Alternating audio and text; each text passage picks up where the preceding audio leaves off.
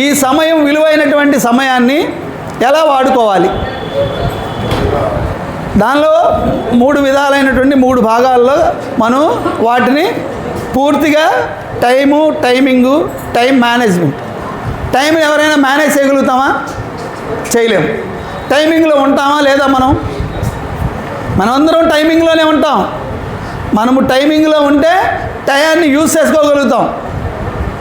Time manage చేద్దామని మటుకు ఎవరు ప్రయత్నం చేయొద్దు. ఓకే, ప్రయత్నం చేసినా వీలు పడదు. అబద్ధం చెప్పడానికి అయితే వీలు పడుద్ది. అవునా? ఇంటి దగ్గర తల్లిదండ్రులకు అబద్ధం చెప్పాలన్నా, వచ్చిన గురువులకు అబద్ధం చెప్పాలన్నా చెప్పొచ్చు. కానీ మీరందరూ అబద్ధం చెప్పేలాగా లేరు. బాగా టైం అంటే టైం గురించి మిస్ అవ్వకుండా ఉన్నారు. కాబట్టి ఫర్ ఎగ్జాంపుల్ మనం ఒక రైల్వే స్టేషన్కి వెళ్తాం. రైలు మన కోసం ఆగిద్దా, మన కోసం రైలు ఆగిద్దా? అది టయానికి వెళ్ళాలి అంటే మనం ఎన్ని గంటల ముందు వెళ్ళాలి, ఎన్ని నిమిషాల ముందు వెళ్ళాలి? 10 minutes బిఫోర్. 10 minutes ముందు వెళ్తే ఏం జరిగింది? మనకి ట్రైన్ లేటుగా వచ్చినా, ట్రైన్ ఒకవేళ 1 సెకండ్ ముందు వచ్చినా మనం 10 నిమిషాలు ముందు ఉంటాం కాబట్టి ట్రైన్ని క్యాచ్ చేస్తాం. మరి బస్ స్టాండ్కి బస్కి ఎన్నింటికి వెళ్ళాలి? ఎన్ని నిమిషాల ముందు వెళ్తాం? అది కూడా సేమ్ టయానికి వెళ్ళాలి. డ్రైవర్ ఏదన్నా లేట్ అయితే బస్సు ఆగిద్ది. ట్రైన్ మట్టికి ఆగదు, తన టయానికి తను వెళ్ళిపోతూనే ఉంటుంది. అవునా? అక్కడ దీనికి రెండింటికి డిఫరెన్స్ ఉంది. అవునా? డిఫరెన్స్ ఉందా లేదా? బస్కి ట్రైన్కి డిఫరెన్స్ ఉందా? మరి మనం ఇప్పుడు ఇక్కడ టైంలో ఉంటేనే మనము ఈ రేపు జరగబోయే ఎగ్జామ్స్లో ప్రతి ఒక్కళ్ళు కూడా గమనించాల్సిన విషయం ఏంటంటే, ముందు ఫస్ట్ వెళ్ళగానే మీరేం చేయాలి? మీ హాల్ టికెట్ ఇంటి దగ్గర నుంచి తీసుకొచ్చావా లేదా? పేపరు మనం అనుకున్నటువంటి అన్నీ కూడా రాత్రి పగలు ఈ 14 గంటలు కష్టపడిందంతా కూడా ఒక్కసారి పేపర్ తీసి రాగానే క్వశ్చన్ పేపర్ని జస్ట్ మీరు చూసుకొని బ్రీఫ్గా అందులో తెలిసిన విషయాల్ని క్షుణ్ణంగా రాసేసుకుంటూ ఆ తర్వాత నిదానంగా ఆలోచించి చేయాల్సినటువంటివి బిట్స్ ఇవన్నీ కూడా నిదానంగా వాడుకొని మీ సమయాన్ని జాగ్రత్తగా ఉపయోగించుకుంటే మీరు మంచి అభివృద్ధికి మనం అనుకున్నట్టు 580 మార్కుల పైన అందరూ ఉండాలని నా కోరిక. నేను పూర్తిగా మిమ్మల్ని నమ్ముతున్నా. ఎందుకంటే మీలో డిసిప్లిన్ నచ్చింది నాకు. మీకు అందుకని డిసిప్లిన్ గురించి చెప్పాలనుకోవట్లా. 14 గంటల సమయాన్ని ఇక్కడ మీరు పెట్టుబడిగా పెడుతున్నప్పుడు మరి 24 గంటలు 14 గంటలు పోతే 10 గంటలు, అందులో 8 గంటలు నిద్రపోవాలి. 2 గంటలు కూడా మీరు వ్యాయామంకి అవకాశం ఇవ్వట్లా. వ్యాయామం కూడా చాలా ఇంపార్టెంట్. అర్థమైందా? కాబట్టి దయచేసి ప్రతి ఒక్కళ్ళు కూడా ఈ టైంని చాలా మేనేజ్ చేయడానికి, అలానే ఇంకొక చిన్న విషయం ఏంటంటే, మీరు ఈ వారంలో చేయాల్సినటువంటి పనుల్లో మీ పనుల్ని ఏ విధంగా మీరు సరిదిద్దుకుంటారు, దాన్ని ఎలా మేనేజ్ చేస్తారు?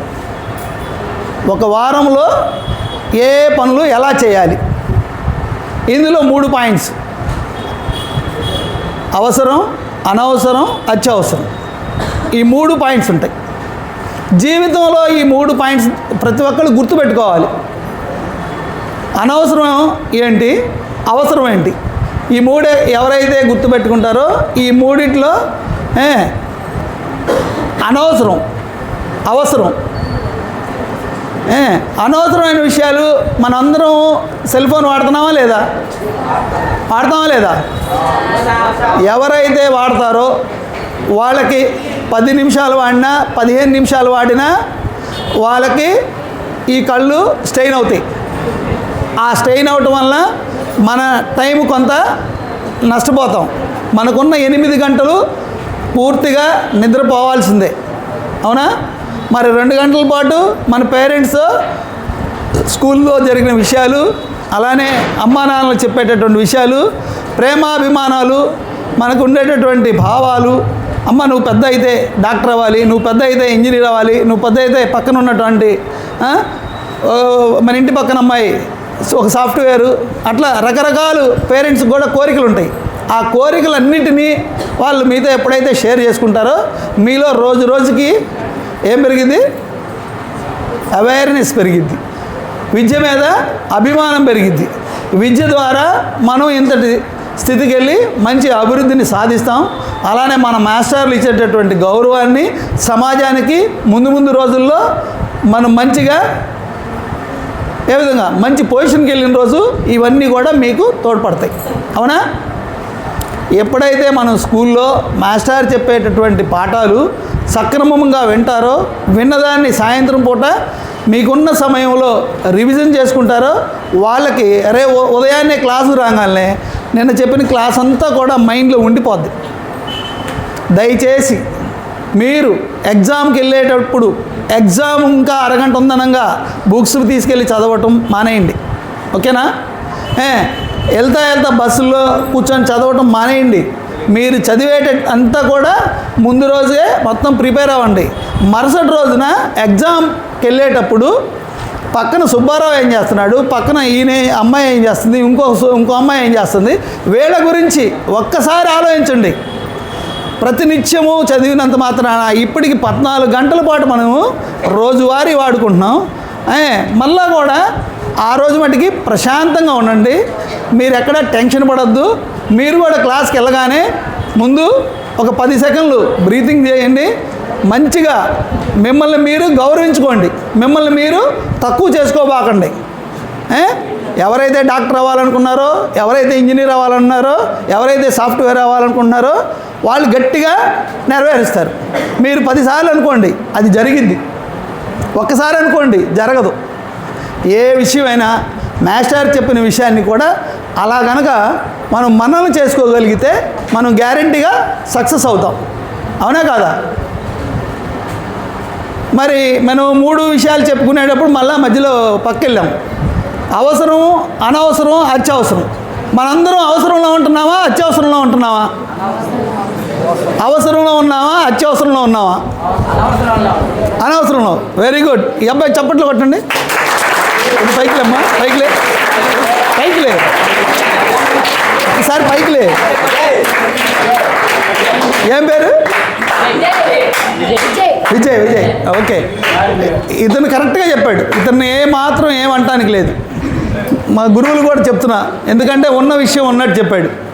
అనవసరం అనే విషయాన్ని ఒక చోట కనుక్కున్నాం. అవసరం అనేది ఎక్కడుందో అది కూడా కనుక్కోవాలి. అవసరం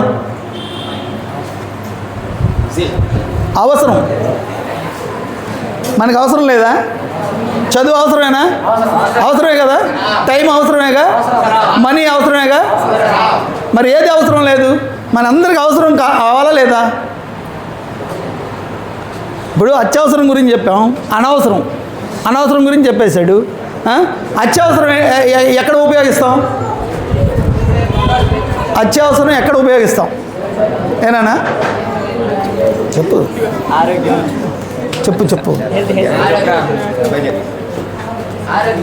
ఇక్కడ నేను చెప్పేది ఏంటంటే అవసరం, అత్యవసరం, అనవసరం అనేటటువంటి విషయాలు ఈ మూడిట్లో అనవసరంలో ఉండేటటువంటి వేస్ట్ని అవసరానికి ఉపయోగించండి.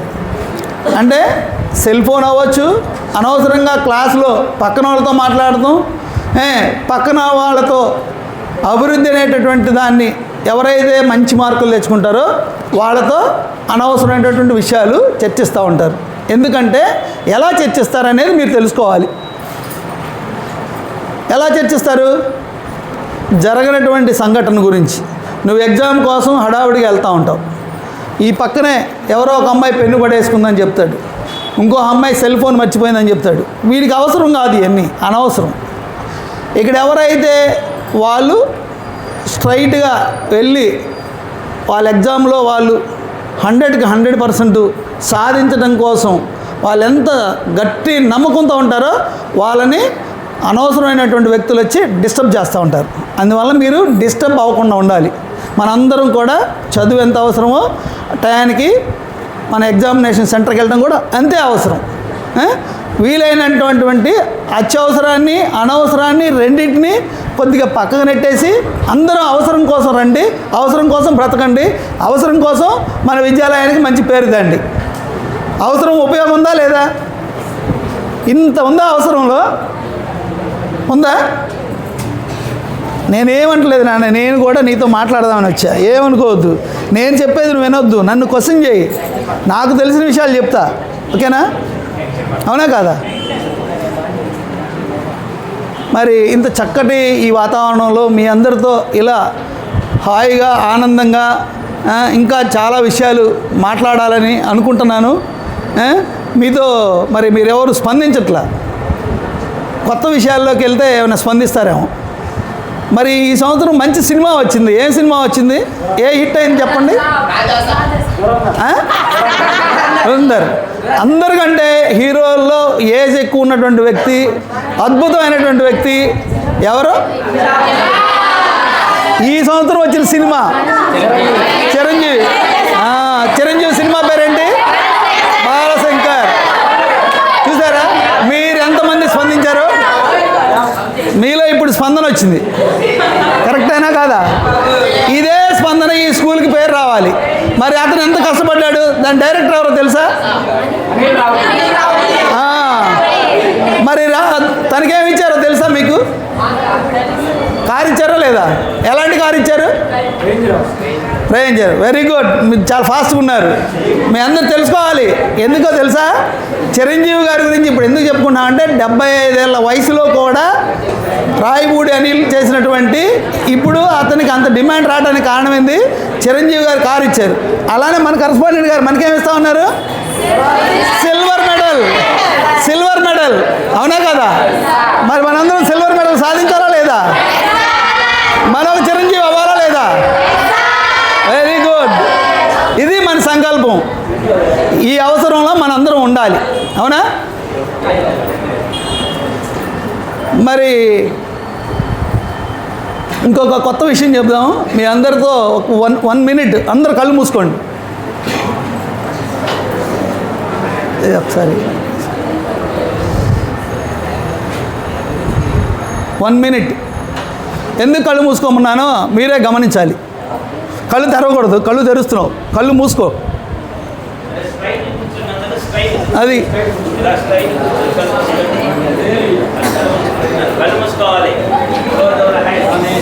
కళ్ళు మూసుకోండి అందరూ.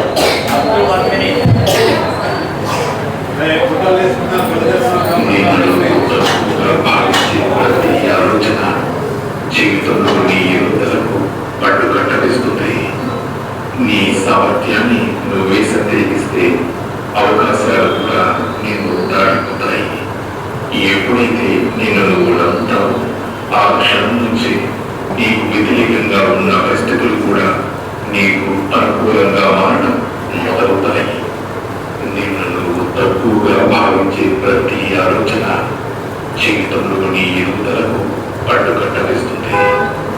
నీ సామర్థ్యాన్ని నువ్వే సందేహిస్తే అవకాశాలు కూడా నిన్ను దాటిపోతాయి.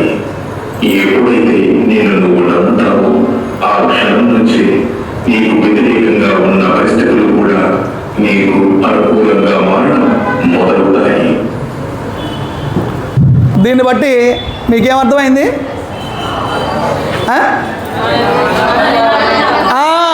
అది మనల్ని మనను నమ్ముకోవటం కోసమే ఈ విషయాన్ని మీ అందరికీ వినిపించా, అవునా?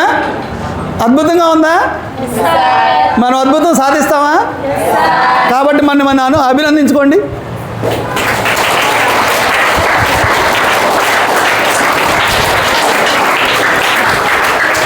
సో నేను మీతో మాట్లాడుతున్నటువంటి విషయాలు వెరీ గుడ్.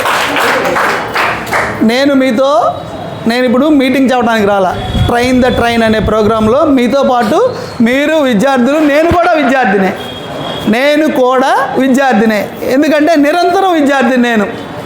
మీరు కూడా నిరంతరం విద్యార్థి అవ్వాలని, మీరు నిరంతరం మంచి ఇంజనీర్ అవ్వాలని, మంచి డాక్టర్ అవ్వాలని, మంచి సైంటిస్ట్ అవ్వాలని ఈ వాసవి స్కూల్కి మన కరస్పాండెంట్ గారు చెప్పినట్టు విదేశాల్లో 300 మంది, మన ఇండియాలో 2000 మంది, అలానే మరి సైనికులుగా ఇంకా ఎంతోమంది ఉంటుంటారు. అలానే మీరందరూ కూడా మంచి పేరు ప్రతిష్టలు తేవాలి. లాస్ట్ ఒక చిన్న కథ చెప్పి నేను మీతో క్లోజ్ చేస్తాను. ఎందుకంటే మీరు ఇంకా ముందు మా హ్యూమన్ రిలేషన్స్ గురించి వరబాబు మాట్లాడాల్సి ఉంది. ఎందుకంటే ఈ చిన్న కథే. ఒక రైతు 1 మినిట్. ఒక రైతు కుటుంబం నుంచి వచ్చినట్టు ఒక రైతు తన పొలంలో విత్తనాలు చల్లడానికి బయలుదేరాడు. తను పొలంలో విత్తనాలు చల్లడానికి బయలుదేరాడు. తను రకరకాలైనటువంటి విత్తనాలు తీసుకొని పొలం వెళ్తూ ఉన్నాడు. పొలం వెళ్తున్న మధ్య మార్గంలో ఆ సంచిలో నుంచి ఒక విత్తనం కింద పడిపోయింది. ఇది బాగా గమనించాలి. ఇది చాలా విలువైనటువంటిది. ఎందుకంటే మీలో ఆణిముత్యాలను బయటికి తీసుకోవడం చెప్తున్నా. ఆ విత్తనం కింద పడిపోయింది. ఆ విత్తనం పడిపోయినటువంటి వెంటనే ఆ విత్తనం ఏమనుకుందంటే, ఈ రైతు నన్ను వదిలి వెళ్ళిపోతున్నాడు, ఈ వదిలి వెళ్ళిపోవటం వల్ల నన్ను అంత పట్టుదలగా పట్టించుకోలేదు అని అనుకుంటా ఉంది. సరే, వెళ్తూ ఉండగానే పొలంలో విత్తనాలన్నీ చల్లాడు. మంచిగా పొలం అంతా తను అనుకున్నటువంటి మంచి పలసాయాన్ని, మంచి వృక్షాలుగా కొన్ని రకరకాల విత్తనాలు చల్లాడు. అందులో ఒక విత్తనమే మిస్ అయిపోయింది. ఆ విత్తనాన్ని ఈ వెళ్ళేటటువంటి ట్రాఫిక్లో వెళ్ళేటువంటి వెహికల్స్ అన్నీ కూడా తొక్కుంటా వెళ్తూ ఉన్నాయి. ఇదేంటి, రైతు నన్ను మిస్ అయిపోయాడు, నన్ను ఇక్కడ వదిలేసి వెళ్ళడం వలన నన్ను ఎంతోమంది తొక్కుకుంటా వెళ్ళిపోతున్నారు అని అనుకుంటా ఉంది. సరే, ఒకరోజు మంచి గాలి వాన వస్తే ఈ వానలో గాలిలో ఆ విత్తనం నన్ను రైతు వెళ్ళిపోయాడనేటువంటిది ఈ తపంలోనే ఉంది. అవునా?